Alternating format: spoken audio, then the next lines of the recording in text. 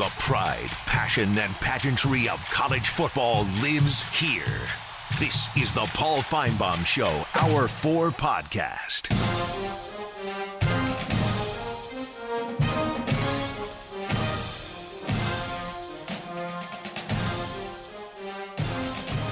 We are back, final hour, and it's great to have all of you here. Another couple of guests, but let's get back to the calls right now. Ron is in Kentucky. Hey, Ron.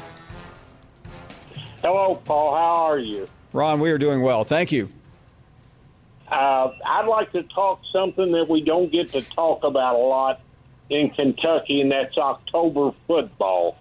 The minute I saw the schedule, I think I took a deep breath and held it until the ball was tipped in the end zone this weekend.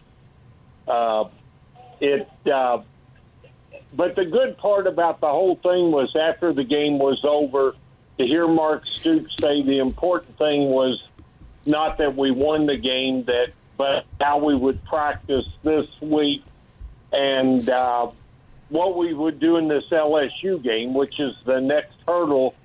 And I think that's something that's a little different for U of K.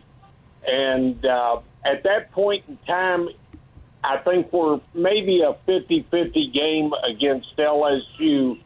Then you can start talking about Georgia, which in a one-game situation, anything can happen, which we know LSU, we beat them in 2007 when Andre Woodson was there. So what do you think about our chances in October? That axiom is usually true, but I wouldn't worry about Georgia right now, because I think I'll leave the coach speak to Coach Stoops, but this game is really critical because you just can't throw away what you've accomplished, and I know he's stressing that. But beating LSU is monumental, and then you roll the dice. It's unlikely you can beat Georgia in Athens, but you can hope. Hey, thank you for the call. I do appreciate it very, very much. Let's check in with Paul, who is in Charlotte. You're on the air. Hello, Paul.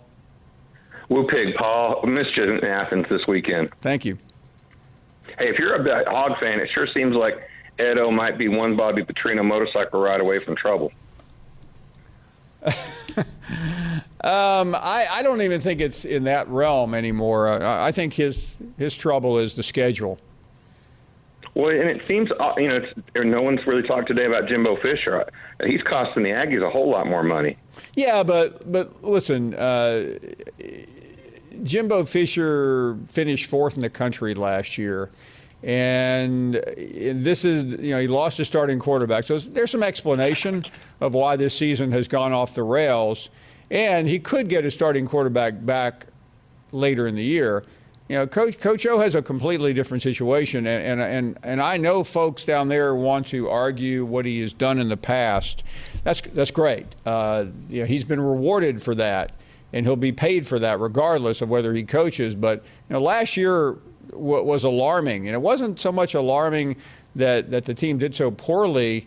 It was alarming that some of the decisions that he made, and the Bo Pelini one still leaves a lot of people breathless in Baton Rouge. But to Coach O's credit, he has an opportunity.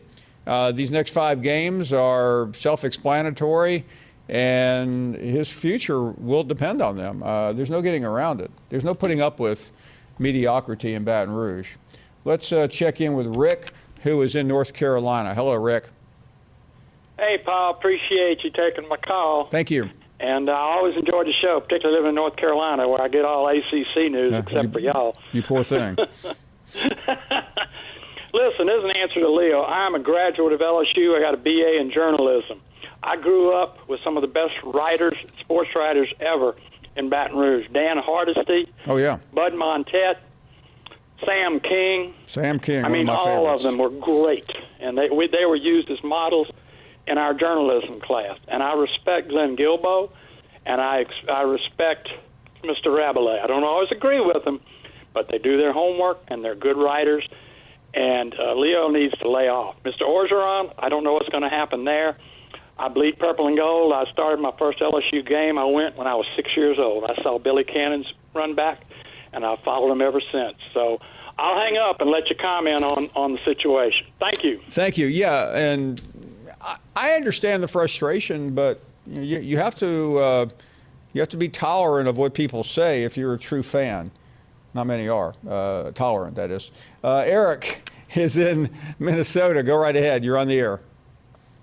Mr. Feinbaum, happy Monday. Thank you so much. Great day to be a Dogs fan up in silly Big Ten country. So got to represent that, and I got a litany of things to get to today, and I'll get through them real quick and let you comment on them. Sure.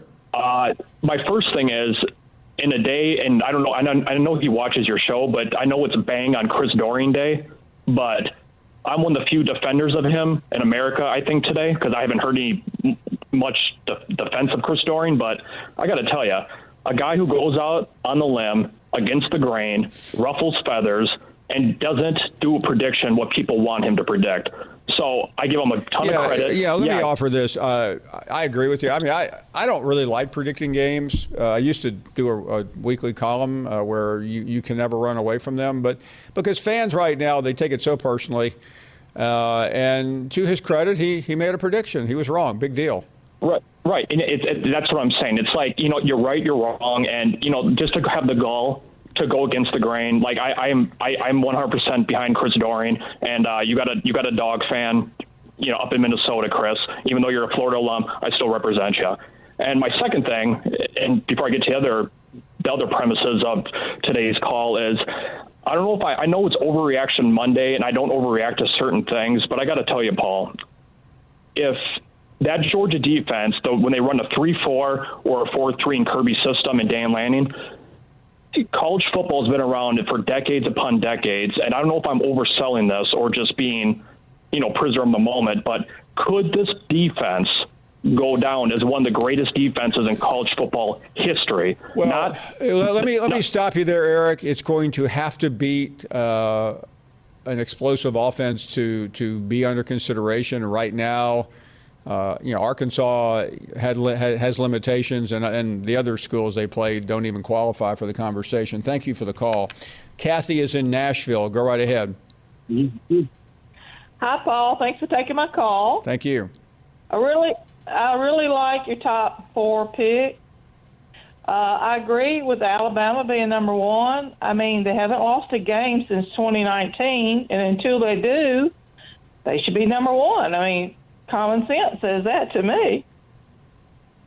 Yeah, I don't know. I mean, I just have to have a compelling reason to change that, and I may. But I nearly did it after the Alabama-Florida game. But that is just by the way, that is not a continuum. That's an evaluation of what you're seeing right now, because Kathy, in all fairness, what Alabama did last year and the year before don't matter anymore. What they're doing now really should matter most. Bo is up next in Louisiana. Hello, Bo. Hey, how you doing, Paul? It's the man who taught you how to cook squirrel. Oh, yeah, I remember that. Thank you. Okay, I'm calling not about squirrel today. I'm calling to talk about that call you had with Leo on LSU. He is definitely in the minority as far as loving Ed O, because I'm not sure if you're familiar with Tiger Droppings website, SEC Rant. Sure. He is destroyed. Coach O is destroyed daily on there by LSU fans because of his extremely poor decision making. And that game Saturday, it was rookie mistakes. LSU's always known for having horrible time management, but that was on another level. It made Les Miles look good. I mean, you throwing away timeouts, can't get play calls in. I mean, it's really sad. I don't understand how these issues keep coming up each week, and all he says, we're going to fix them. You just said something that I think is irritating to some fans, and I would never tell anybody how to conduct their press conferences. But when you lose a game like that I think a lot of fans felt like they should have won that game. Sometimes you don't feel that way. I mean, like the 38-point loss last year, I think it was to Alabama. You want to hear a coach with some remorse. You want to hear a coach say, listen, it's on me, we did this. And, saying you take responsibility is laughable. Nobody cares about that. You're the head football coach. You're paid $7 million a year. Who else is going to take responsibility? Exactly. And he's supposed to be some master recruiter, but yet you got a center in Georgia from New Orleans, the center for Georgia, starting as a redshirt freshman. That is the anchor of that offensive line. Why isn't he at LSU? We have the master recruiter, the recruiter. He can't get the guy from New Orleans. No, he's sitting in Georgia. I mean, it's the same thing every year, and it's like. Well, Bo, let me stop you. It's not the same thing every year because let's not forget. A year ago, LSU was ascending toward the number one spot in the country and won the title. But last year, right now, does not look like an outlier. That's the concern. It's not what you were, it's your trajectory. And the trajectory for LSU is very bad, and that's what has people concerned. We will talk more about that with one of those writers who cover the team, Scott Rabelais, right after this. You're listening to the Paul Feinbaum Show podcast. Hello, everybody, and welcome back to Fansville, a college football utopia. Fansville. Where the lakes are stocked with ice-cold Dr. Pepper, and the autumn winds rustle with the sweet smell of football glory. And Dr. Pepper. It's a land flowing with onion dip, where even the food pyramid is shaped like a hot dog. Footlong. Where every yard gained is a yard worth celebrating, and every celebration is beyond excessive. With ice-cold Dr. Pepper. Return to glory this season with Fansville by Dr. Pepper. Grab some today. Wherever you are around the world, experience the power of the University of Alabama Online, a tradition of excellence. Choose from more than 70 online degree programs built upon decades of experience in distance learning. Learn from leaders. Advance your career with UA Online from the University of Alabama. Flexible, affordable, legendary. Visit online.ua.edu. It's not good. Obviously, you're only as good as your last game, especially at a place like LSU. But let's just say the goodwill from the national championship season 2 years ago, the 15-0, the fact that Ed's a local guy, a Louisiana guy, and obviously very relatable to a lot of LSU fans, is wearing pretty thin. LSU's still 3-2, 1-1 in conference, not completely gotten off to an 0-5 start or anything like that. But I think there's a lot of dissatisfaction with the direction of the program that you're seeing that is only 8-7 since beating Clemson in the Superdome in January 2020. That's a pretty scary thought. It's got to be one thing if the schedule looked easy. It doesn't. I don't need to tell a guy who covers the team every week what's ahead.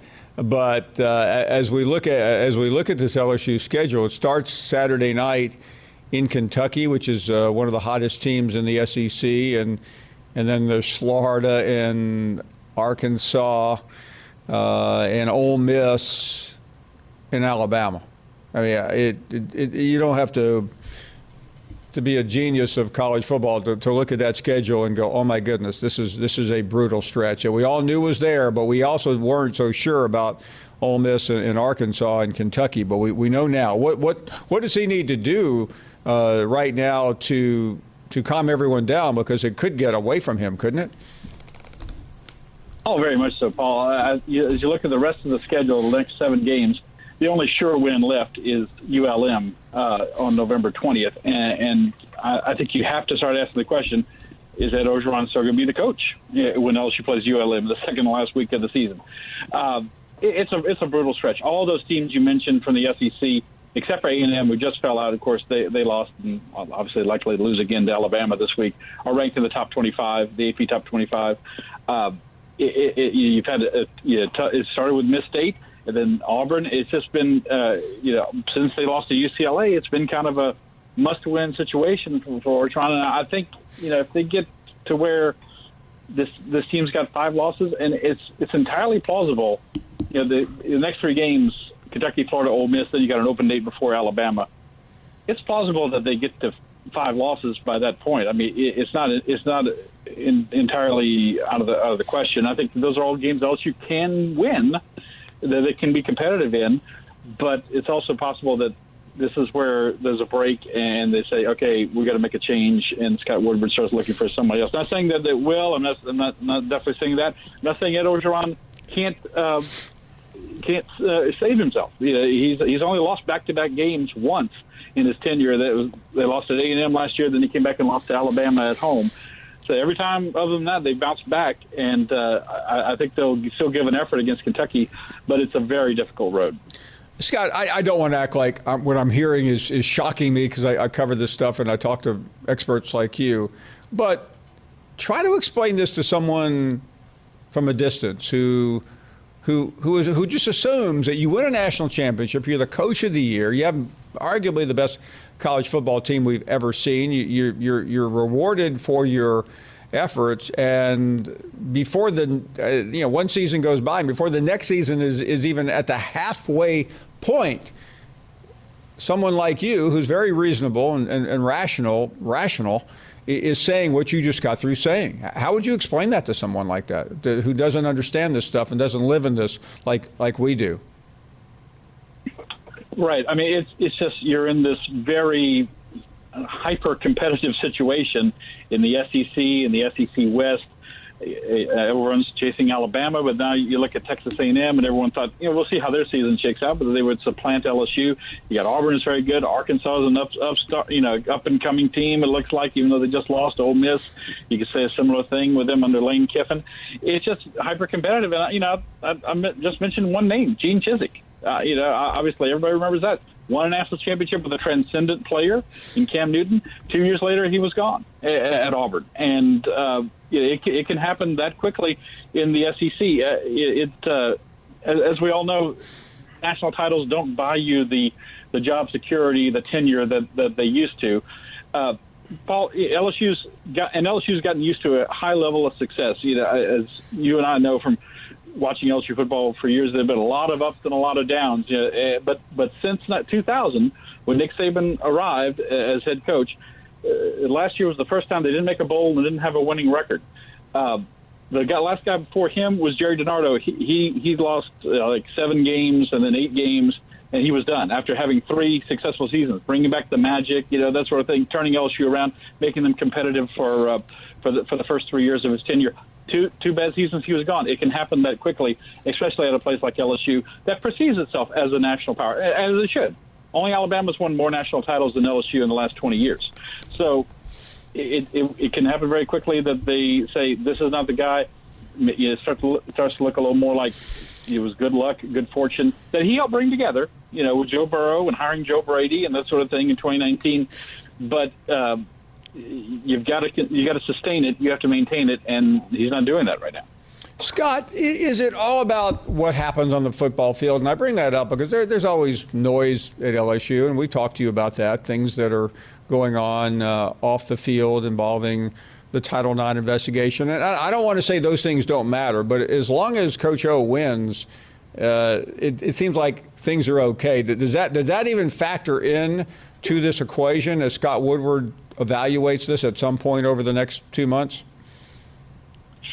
Well, as you said, Paul, it's much easier to have those things be diminished in terms of their importance when you're winning. When you're not, or when you're struggling to be competitive as LSU is right now, they become much bigger.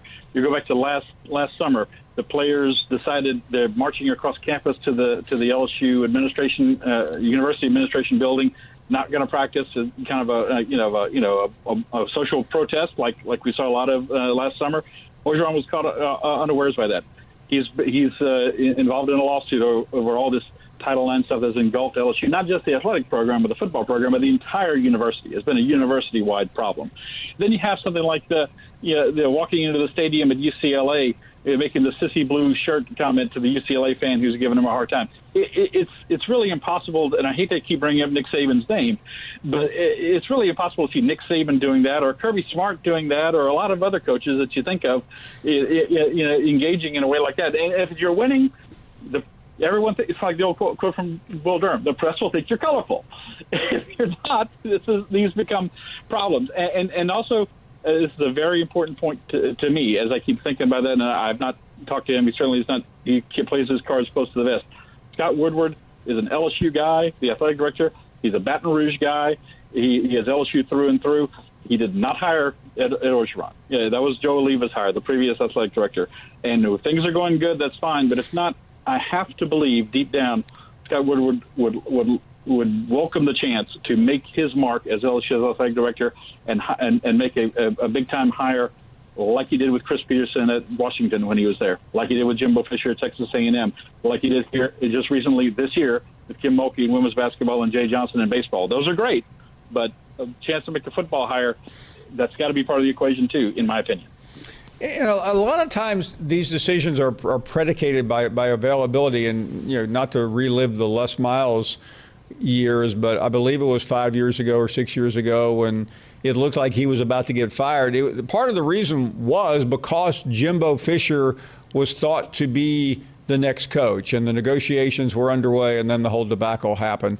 I bring this up because it doesn't appear that there is someone out there that is obvious for this job. Is it? Is there?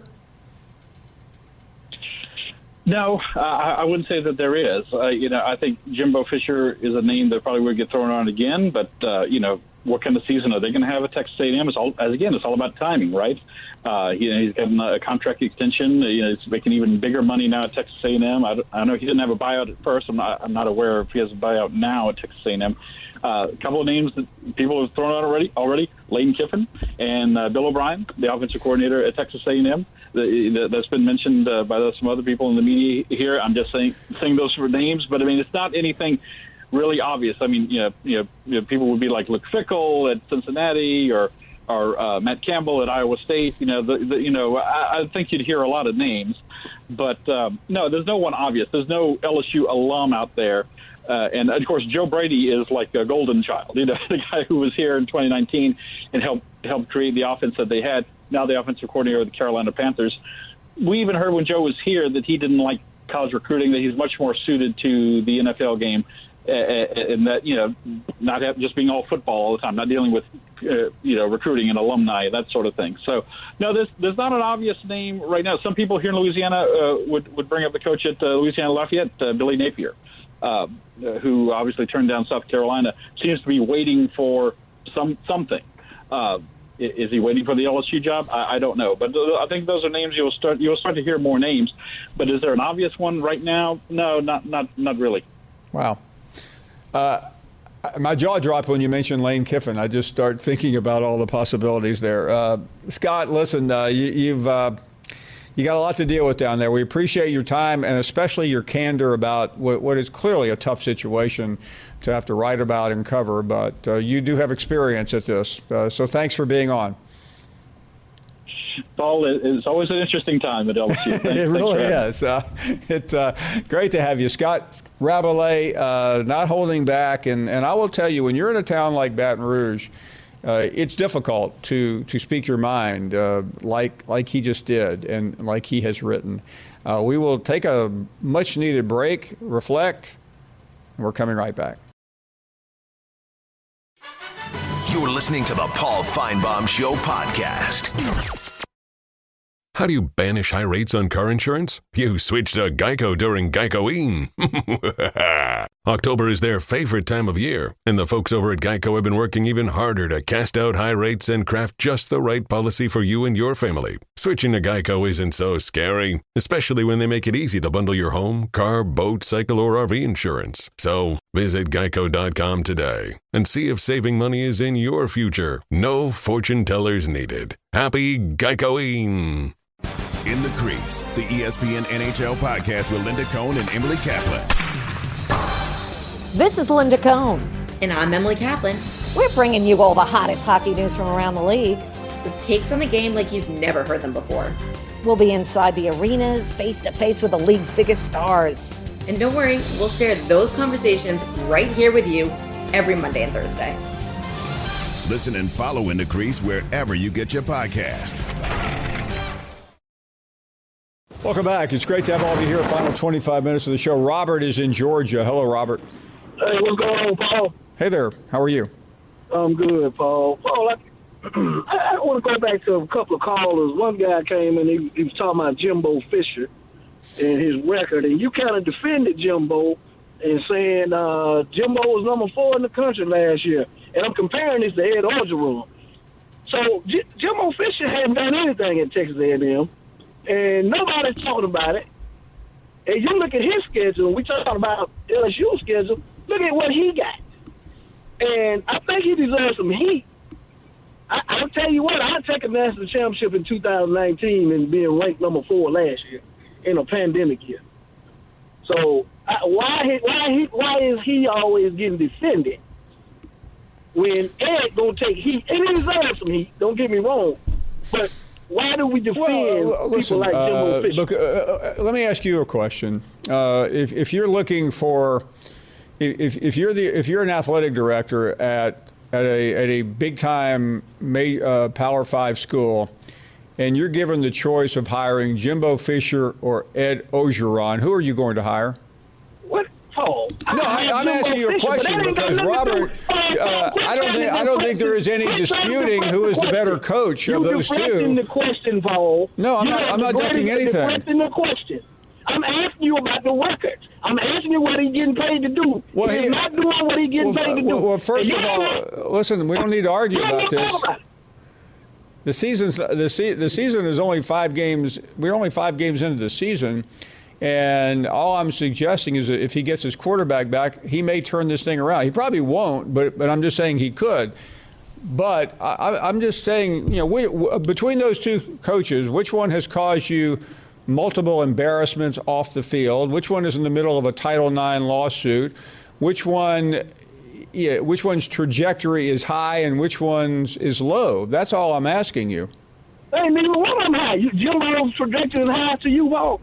Right now? Listen, you need to be a talk show host the way you're firing coaches after every loss. I'm asking you a question. Well, I'm answering your question.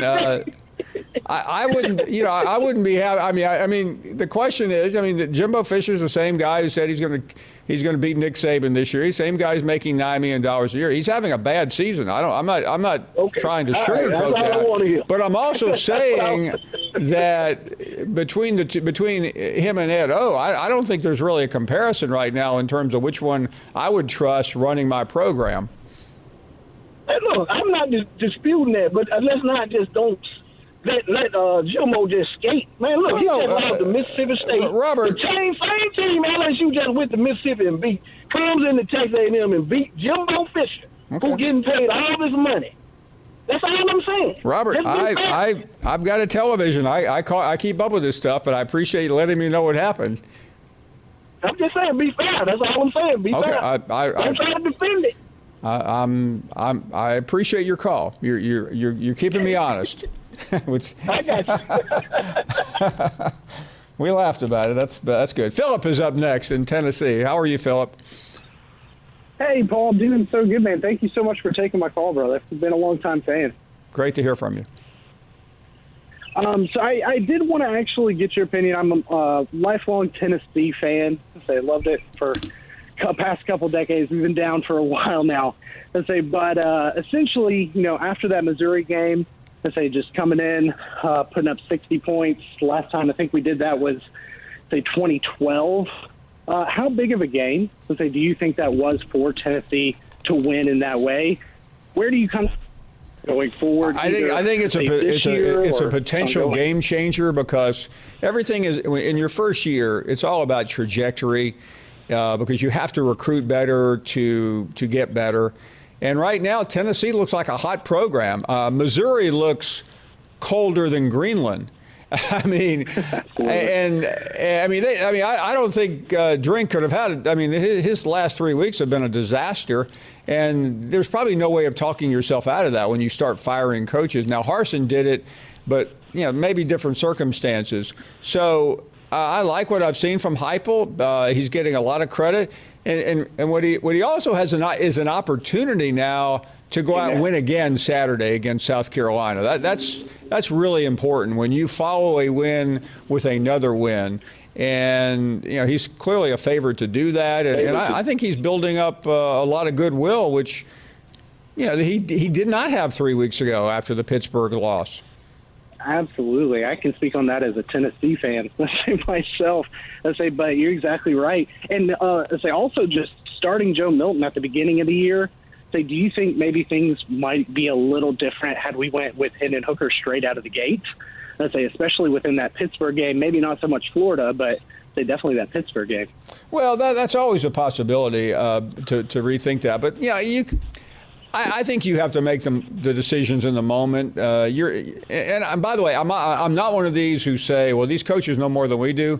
I've covered college football a long time. I've seen instances where the coach had no clue what he was doing when he made a decision like that, and everyone in the stands could suggest that. So I think he made the decision based on what he believed, and now he has found a solution to his problem. Now he won't find too many more defenses like Missouri, I can assure you. South Carolina's defense is significantly better, but it was still an amazing moment, I think, for Tennessee. Patrick is in Georgia. You're on the air. Hello, Patrick. Hey, Paul. How are you? We are doing great. Thank you. Yeah, thank you for taking my call, brother. You may remember I called a few years ago talking about the brain damage issue and how people need to back off of Johnny Manziel because he's exhibiting a lot of the traits from brain damage. Right. Yeah, so this is my second time calling, and just got a question for you. I think we've all experienced before. We all have a monkey on our back, kind of, and once we get that off or break it, we just elevate and go to new levels. And if you've been watching Kirby since he's been at Georgia, he's kind of trying to be coaching out the good enough effort and everybody gets a hug type mentality we had here. And it looks like he's finally doing it. And if that's the case, and he beats Saban this year and gets that monkey off his back, what do you see happening in the SEC the next 10 or 15 years? Is it going to be a changing of the guard, or does Saban hang around? Yeah, listen, there will be a changing of the guard regardless of whether he does that or not. I mean, Nick Saban is still the best coach in college football. I saw Coach Saban Saturday. He was on our Saturday morning show, and he doesn't look any different than he did 14 years ago when he showed up. Exactly. But realistically, I don't think Nick Saban is going to be there when he's 82. Maybe.